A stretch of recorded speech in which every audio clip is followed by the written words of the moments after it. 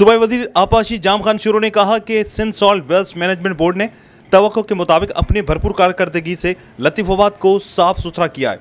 अब इसमें नालका कासमाबाद में घर घर से कचरा उठाने के काम का भी आगाज कर दिया गया है। उन्होंने कासमाबाद में घर घर से कचरा उठाने की इफ्तिताही तकरीब से खिताब करते हुए कहा कि पूरे हैदराबाद को साफ सुथरा किया जाएगा।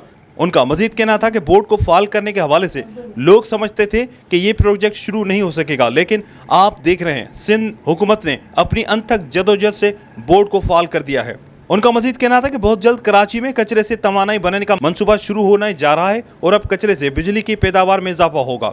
इस मौके पर MD salt waste Zubair Ahmed Channa, MPA Abdul Jabbar, executive director operation Nisar Ahmed Soomro व दीगर मौजूदीन और मीडिया की बड़ी तादाद मौजूद थी।